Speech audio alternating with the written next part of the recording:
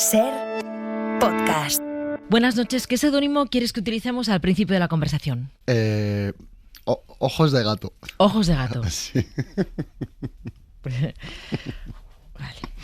Bueno, arrancamos en la orilla del mar, luego nos vamos a despedir en un faro. Siempre os pregunto qué relación tenéis con el mar. ¿Cuál es la tuya?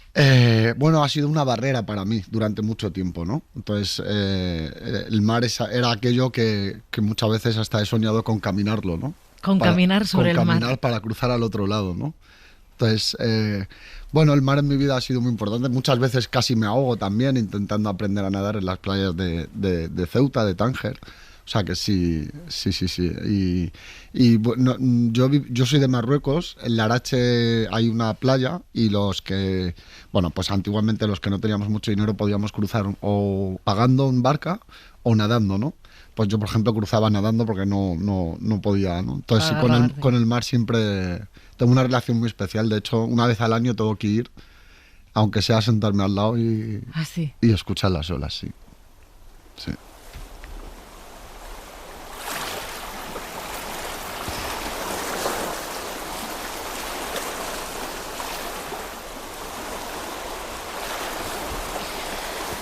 Vamos a ir recorriendo esta trayectoria desde Larache hasta aquí, que vienes al faro, con algunas escenas de tu vida. Algunas bonitas, ¿no? Entonces, yo querría que me hablaras de cuando ibas a llevar a pastar a las vacas de tu tío o las ordeñabas. Ostras. Pues sí lo hacía. Era muy pequeño. Bueno, yo soy de Casal el Quebir y allí, Casal el Quebir es la ciudad y había un pueblo, ¿no? Y en el pueblo de mi familia sí que recuerdo que teníamos vacas, teníamos caballos, teníamos burros. Y con los burros, como no había agua en las casas, había que ir al pozo.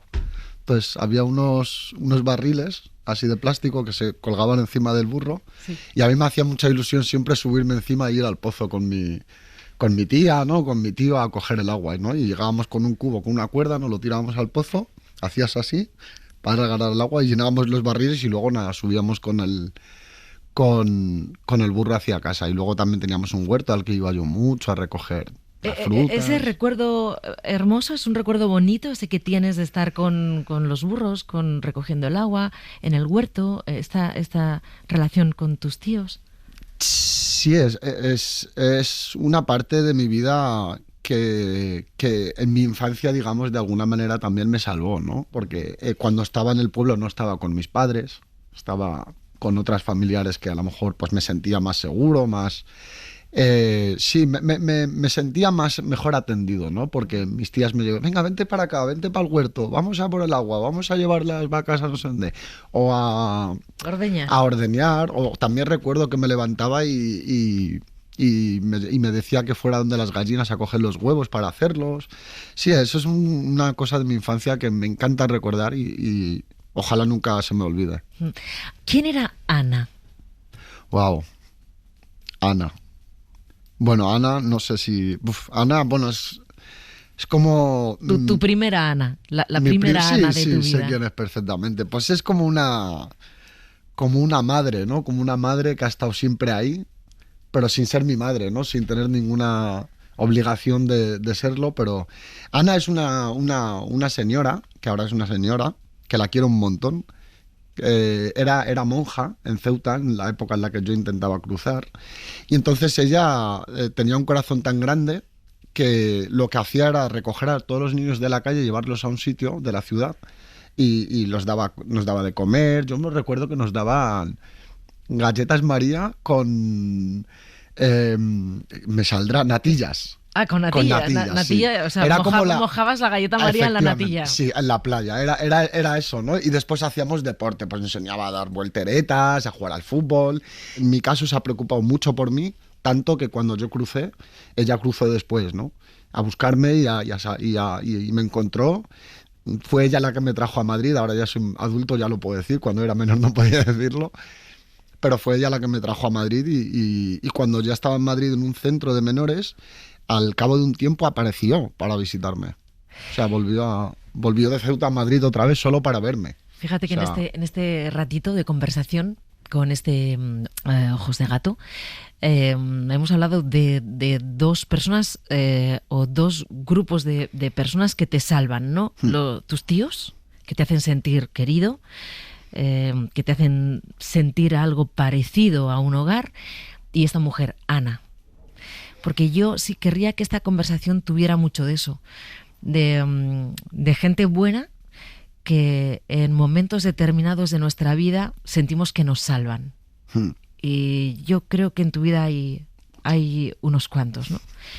Has hablado de Ana, has hablado de Ceuta, has hablado de cruzar el estrecho, has hablado de llegar a Madrid, así que sin que tengamos que contar demasiadas cosas más, ya imaginamos que eres un niño que sale de esta casa, de este pueblo de Marruecos, que llega como puede siendo un niño, porque eras muy pequeño.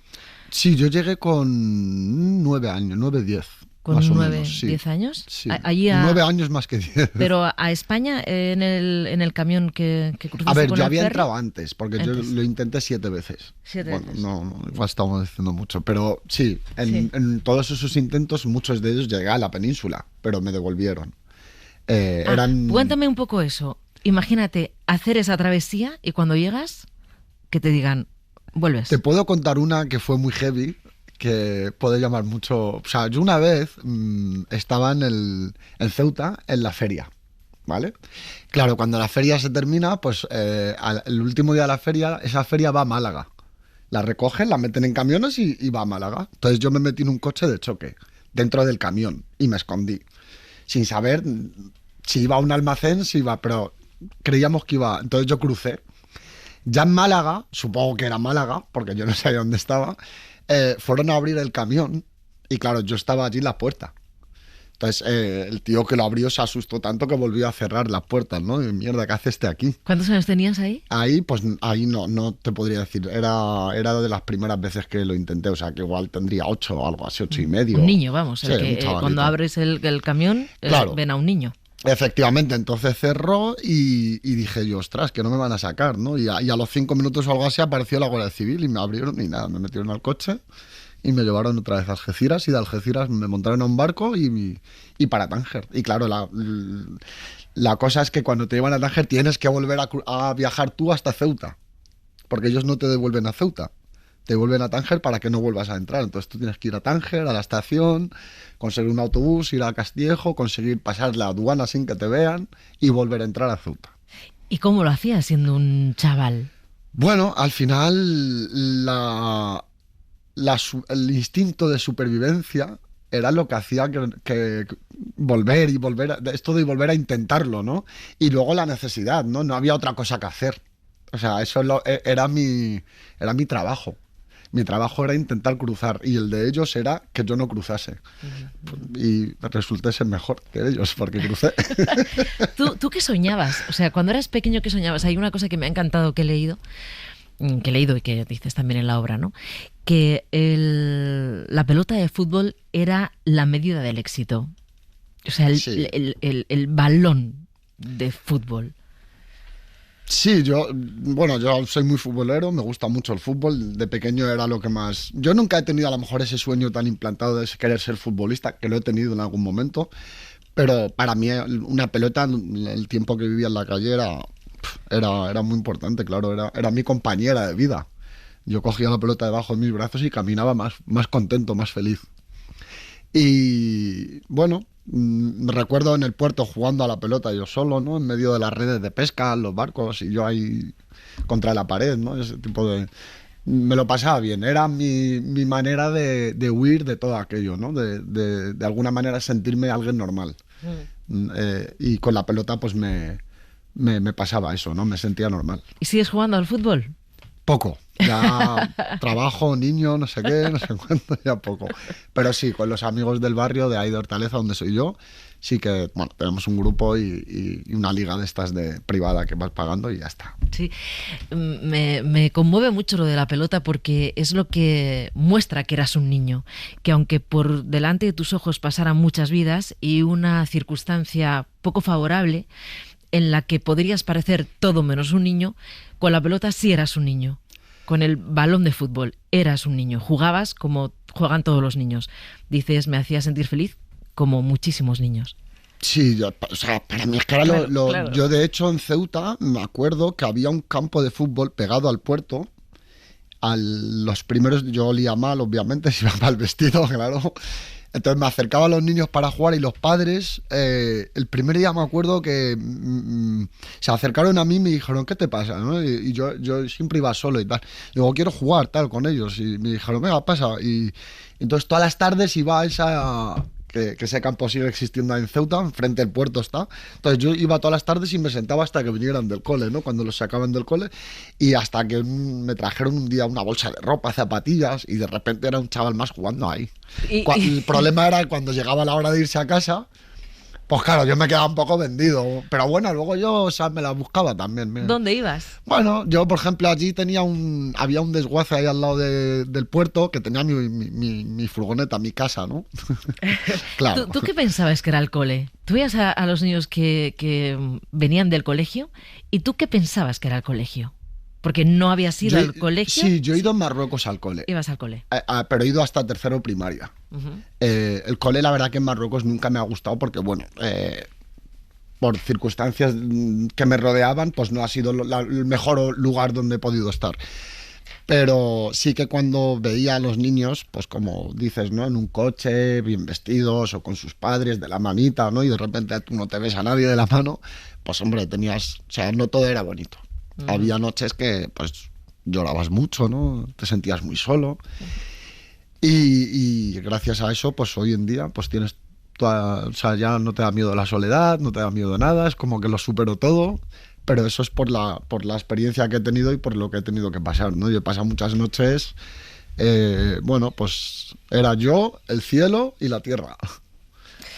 He traído una canción. Es una canción que te resulta muy familiar. Ay, no me hagas. Quiero que la escuchemos y me digas dónde se va tu cabeza al oírla. There's a starman waiting in the sky. He'd like to come and meet us, but he thinks he'd blow our minds. There's a starman waiting in the sky.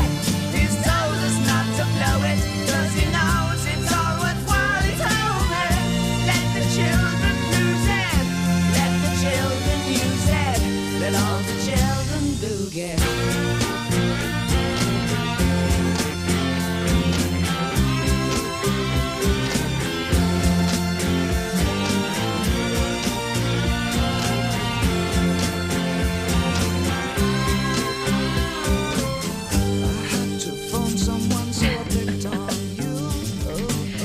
¿Dónde se va tu cabeza, Ahmed? No sé.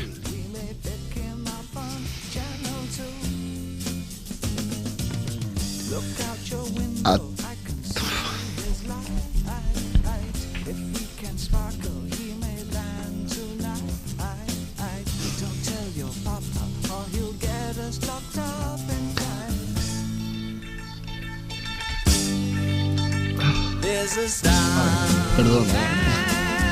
Muy bonito. Muy bonito emocionarse.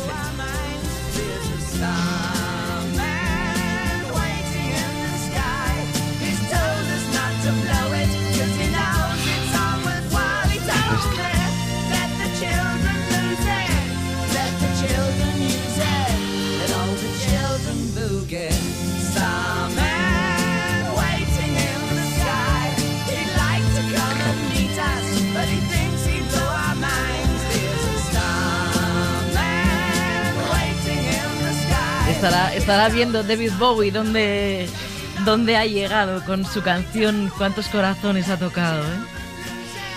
Cuando escucho esto lo que me viene es todo lo que al principio te parece imposible, pero luego a lo largo de la vida ves que no lo es. O sea, esa cosa de superarte, esa cosa de no... que es tan complicada de creer en ti y seguir avanzando a pesar de todo lo que te pasa, de todas las barreras, ¿no?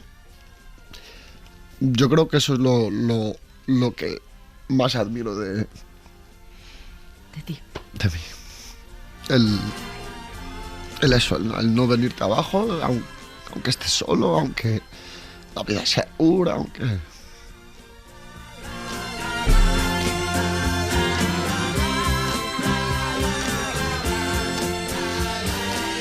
¿Por qué el actor Ahmed Younousi se ha puesto de seudónimo Ojos de Gato? Porque los tienes. Y además es que esta entrevista en El Faro se llama El Gato Pardo. Nuestros invitados sois los gatopardos y entonces me ha gustado que te hayas puesto ojos de gato porque los tienes, la verdad. Yo me he puesto esto porque, bueno, a ver, yo cuando era un niño pequeño en Marruecos, en casa de que viví en mi barrio, todo el mundo me llamaba ojos de gato, ¿no? Porque yo era el raro, por los ojos que tengo. Obviamente lo normal allí era tener los marrones, entonces era Son verdes clarísimos. Sí, y era algo despectivo, lo usaban como algo despectivo, ¿no? Mira, ya viene el ojo de gato, no sé qué. Entonces por eso pero... ¿Por qué me gusta recordar este nombre? Porque al final, a lo largo de mi vida, o sea, si no es por los ojos que tengo, probablemente muchas cosas no las hubiera conseguido, ¿no? Incluso mucha gente a lo mejor no me hubiera mirado 2 veces y a la tercera ayudarme. Tú, antes hablábamos cuando te preguntaba por los sueños, ¿no? Decías, bueno, yo la verdad es que lo de ser futbolista, bueno, todos los niños alguna vez lo han pensado. Pero ¿y lo de ser actor? ¿Y lo de ser actor? Eso porque, a ver, yo nunca quería, o sea, sí que es verdad que cuando era pequeño veía a los de la tele y decía, joder, ¿y qué harán para salir en la tele, no? Para que todo el mundo los vea, ¿no? Y cuando crucé el estrecho, pues bueno, tuve la suerte de encontrarme un productor. Una de las personas que más me ayudó era un productor y justo estaba grabando un documental. Sí. Entonces me puso la cámara delante y a partir de ahí sentí algo y me gustó. Y luego ya aquí en Madrid, pues empecé a ir a hacer figuración. Me acuerdo que me daban un bocadillo y 50 euros. Entonces tenías que estar ahí todo el día y tal. Y luego en una serie que se llama El Síndrome de Ulises, que estuvo hace tiempo, por mis ojos, ¿no? Nunca mejor dicho, me dijeron, oye, ¿puedes hacer una escena tal? Y yo sí, nada, era robar el bolso a la pareja del protagonista, nada más. Pero me gustó porque se fijaron en mí y como que me dio, hostia, puede que valga. Y nada, y fíjate cómo es la vida, que poco más después me encuentro con Sergio, ¿no? Una historia que está ahí en la obra, que se cuenta. Tampoco la quiero contar toda, pero de repente me encuentro metido en un corto con actores como Sergio Peris y luego a raíz del corto pues te dan oportunidades, ¿no? Que pues... Ahora, ahora llevas meses en boca de mucha gente con la obra 14.4, son los kilómetros que separan África de Europa. Cuenta, es un monólogo que cuenta tu vida o la de muchas personas que han vivido esa circunstancia, una circunstancia parecida a la tuya. Estás solo en el escenario, pero es una obra con peso dramático. El público la disfruta mucho porque lo vive contigo. Pero yo querría que esta entrevista, que hablaba de estas personas que a uno le salvan, ¿no? Que todos tenemos en nuestra vida gente que nos salva, y a mí me gusta esta parte bonita de la vida, tenga un espacio para tu tutor. Sí. Para Borja, para tu tutor. Vale, Borja, porque sí. A mí me gustaría que los oyentes supieran que aunque los medios de comunicación contamos cosas muy dramáticas, historias muy tristes, todo es una especie de tragedia y a veces nos olvidamos de la otra parte, que es la gente que ayuda, de la gente que educa, de la gente que cuida y de la gente que nos ayuda a ser quienes somos. Y en tu caso tú siempre hablas con muchísimo cariño de lo que hizo Borja por ti, es Sí. tu tutor, tu educador, que luego falleció. Entonces cuéntame qué supuso Borja para ti. O sea, ¿cuántos años tienes el día que te encuentras a Borja, que es uno de los educadores que se encargan de tu tutela? Nada, yo llego a Madrid, me voy primero a un centro donde estoy un par de meses y 2 meses después me cambian de centro, ¿no? Y me llevan a un centro donde hay pues, otros educadores, otro tipo de normas y tal. Y allí pues me encuentro a educadores como Borja. Y nada, empecé a hacer mi vida allí y yo sé que me iban a deportar o como que había un problema con mi documentación y demás porque no llegaba de Marruecos. Entonces, como que cabía la posibilidad de que me pudiera, ante eso, Borja, y él iba a adoptar a otro niño. O sea, él ya tenía todo programado para sacar a otro niño. Y claro, de repente vengo yo, ¿no? Le genero como una confusión y al final decide llevarme a mí. ¿Y Borja cuántos años tiene cuando 27. Tiene 27 años 27. cuando te dices adoptar. Sí, sí, sí. Te O sea, adopta. era un chaval Era- llevándose a un niño. Literal, Claro. literal. Yo en su momento no era consciente. Hoy, que tengo 35 años, me dices que tenga que adoptar yo ahora mismo un niño y te digo, mira, o sea, espérate a que salve mi vida. Sin embargo, pues Borja, con 10 años menos de los que tengo hoy, no, sí. O sea, me acuerdo que reformó la casa. O sea, Pero él él, vivía con su por ejemplo, hermano. te lleva a eso, él te lleva a su casa. Claro, él en el centro me dice, primero, me dice, ¿quieres venir a vivir conmigo? Yo te acojo. A lo que yo le digo, no. Claro, porque al principio me asusto. Claro, no sabías nada de él, yo qué sé. Claro, luego ya otros educadores hablan conmigo, sí, te va a ir bien, no sé qué, tal. Y ya por la tarde digo, Borja, oye, que sí, que me voy, Que me voy contigo. tío. Y yo ya conocía algo del entorno de Borja porque los fines de semana me quedaba solo en el centro porque los niños tenían salidas con sus padres acogedores o con sus padres que venían a verles. Y yo era de los... sí, hubo una época que era el único que me quedaba los fines. Entonces él me decía, vamos, que no vamos a Hortaleza. Y entonces yo conocía un poco el ambiente de Borja y tal. Y sí, hasta que un día pues acabo en una casa con una habitación y luego me cuenta que vivía con su hermano, con otro hermano, que los ha echado, que ha reformado, tirado un muro para que haya dos habitaciones. Todo por mí, ¿no? Para que yo pudiera ir. O sea, movió Roma con Santiago. O sea, Borja bajó a Marruecos. O sea, todo. Ha sido... Y, por ejemplo, Borja te decía, es importante que leas, tienes que leer. Sí. ¿Cómo sabes tanto?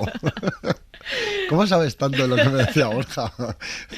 Sospecho cosas. Sí, Borja... Te decía sí. eso, venga, tienes que leer, porque es importante leer. Me daba paga y todo. Porque leyeras. Sí. Yo leí un libro que se llama... El primer libro que leo en mi vida, que me acuerdo que lo leía 7 páginas y le llamaba y antes de darme la paga le tenía que explicar de qué iban las 7 páginas. ¿Y te acuerdas qué libro Era el no sé qué de Baskerville. O sea, era un libro sobre el tema de los nazis. La y Segunda todo Guerra eso. Mundial, sí, vale. Y Y era entonces el te no sé decía, qué de los Baskerville. tienes que leer y tú leías 7 páginas. Oye, Borja, que ya he leído. No, él estaba en el salón escuchando la radio, que escuchaba muchísimo la radio, muchísimo.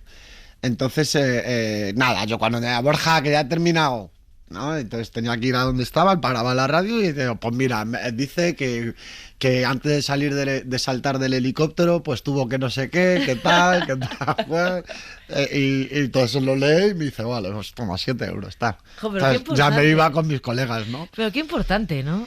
Eh, Esas cosas que parecen un detalle, una... Eso era lo más complicado que puedes hacer con un niño. Y Borja lo hacía de broma. O sea, lo imposible para muchos educadores y educadoras hoy con un niño que viene de la calle, no me gusta decir una palabra que yo sé, no la voy a decir. Yo tampoco. Con un niño que viene de la calle, que vive en la calle, Borja los reeducaba, o sea, yo a Borja no le podía mentir, ¿vale? Yo porque sabía que estaba mintiendo. Y yo soy bueno mintiendo. O sea, he tenido que aprender a mentir. Y Borja me decía, no. Ven aquí. Conmigo no. Oye, cuéntame esa fiesta de cumpleaños que te hace Borja, esa fiesta sorpresa. Pero ¿cómo sabes de estas cosas? Hostias, tío. ¿Con quién has hablado? La verdad, solo contigo. Solo contigo. No, hombre, si Venga, sabes que me ha hecho una fiesta esa especial. fiesta sorpresa, sí, Claro, que sí. el día de tu cumpleaños. Buah. Cuéntamela. Pues nada, yo voy... Ay, qué grande, tío. Nada, yo voy yo tenía un amigo que vivía conmigo en el centro de menores, del primero, que me reencontré con él. Entonces me dijo, oye, quedamos por la tarde, tal. Digo, venga, pues quedamos un rato, quedamos en Mar de Cristal, no sé qué. Y a la hora me dice, me voy, tío. Digo, tío, ¿cómo te vas ya? ¿Qué voy a hacer? Digo, pues nada, pues me voy yo también. Me voy para casa, total. Llego a casa y cuando estaba llegando había luz. Pero de repente subo y no hay luz. Digo, qué raro, digo, estará Borja y se habrá ido. Yo ya tenía llaves, ya me había dado llaves y tal. Y nada, entro y de repente estaba este chaval allí, mi colega, que se decía que se tenía que ir a su casa, y un montón de gente disfrazada. O sea, con turbantes, con barbas. Había quitado los sofás del salón y había puesto alfombras. Vino una amiga suya que era marroquí, que es marroquí, porque si es viva, hizo cuscús. O sea, esa es tu primera fiesta de cumpleaños. Fue muy heavy. O sea, tu Sí, primera tengo fiesta fotos. sorpresa de cumpleaños. Sí. Y yo con una cara, pues imagínate. Era la primera vez en mi vida que me sentía feliz. Entero. Sí, ¿No? sí. No me faltaba nada. ¿Borja te vio actuar? Poco. Poco. Es una mierda. Perdón, pero joder, es que eso también, a veces la vida te da golpes que no te queda nada más que, pues eso, que tirar para adelante. Yo también es verdad que agarro la vida como la agarro gracias a Borja. O sea, camino como camino hoy, en mi día a día, hago lo que hago, tomo las decisiones que tomo, por lo que me inculcó Borja, ¿no? Yo no había sido educado del todo, había sido educado un poco y había muchas cosas que yo no entendía. Yo cuando llegué aquí escuchaba en la tele que hablaban de un partido, yo pensaba que era partido de fútbol y resulta que era Rajoy hablando de un partido que era un partido político. O sea, tonterías como estas yo no las decía. Borja, como un partido de fútbol, ¿cómo va a jugar un partido de fútbol? Decía, no, tío, es un partido político, no, cosas así. Te ayudó a convertirte en la Sí. persona que hoy eres. Sí, ¿no? sí. Y sin él, pues sencillamente yo creo que no estaría aquí. Ya está. O sea, eso es tan importante que si no hubiera existido no estaría aquí, fíjate. Bueno, nos despedimos siempre en un faro con nuestros invitados. Os pido que vayáis a un faro. No hace falta que digáis a qué faro, es una imagen metafórica. Pero ¿con quién os gustaría encontraros o reencontraros y qué canción estaría sonando? Me gustaría reencontrarme con ese puerto, con esas noches oscuras, cuando hacía frío y diluviaba, con esos camiones ahí y con Europa al fondo, ¿no? Decir, hostias, y cómo planeas, ¿no? Y cómo vas a ir, ¿no? Esos momentos molaban cuando había muchos camiones, ¿no? Y como que podías elegir en cuál meterte, si en este o en lo otro. Cuando soñabas. Sí, soñabas. Ese momento también en el que soñabas que caminabas encima del mar, que era tan fácil como andar. Y ya está, ahí en 10 minutos llegabas al otro lado, ¿no? Eso, y también yo he estado en un faro mucho tiempo en Ceuta. Ahí teníamos un faro y yo iba mucho también porque nosotros, pues bueno, al final eran nuestros sitios y también me recuerdo esa luz que pasaba, que daba vueltas y de repente había un segundo que iluminaba Europa, más de lo normal porque enchufaba allí, ¿no? Y entonces eran muchas horas ahí sentado, entonces como que lo veías ya, ¿no? Sí. ¿Y qué canción querrías que sonara? ¿Qué canción? Que sea importante para ti. Pero es marroquí. Bueno, Sí, la escuchaba de pequeñito porque me va a hacer llorar otra vez porque no quiero, pero es una canción que hablaba de... Joder, que hablaba de tu madre, ¿no? Venía a decir un poco ¿dónde estás, mamá? ¿Sabes? Como... A mí me gustaba mucho. ¿sabes el nombre de la canción? ¿O tararearla o así? Sí, me la sé. A ver. Se llama, en marroquí es Ainetski Aluelida. O sea, en español sería Tus ojos lloran, madre. ¿Tu madre está viva? Sí. ¿Tu madre? No está aquí en España, No, mi madre está casada con sus hijos, con su marido y vive en Bélgica. en Bélgica. Ahmed Younousi, nos has hecho emocionar mucho. Casi con cada palabra. Y con todo lo que nos has contado, te lo agradezco mucho que has estado aquí esta noche. Gracias a vosotros Gracias. por invitarme y por darme este espacio para poder decir lo que siento y lo que he sentido. Así que Buenas muchas noches. gracias a vosotras también.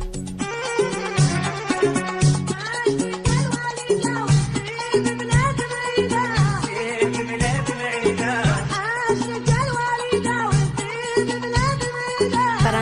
perderte ningún episodio, síguenos en la aplicación o la web de la SER, Podium Podcast o tu plataforma de audio favorita.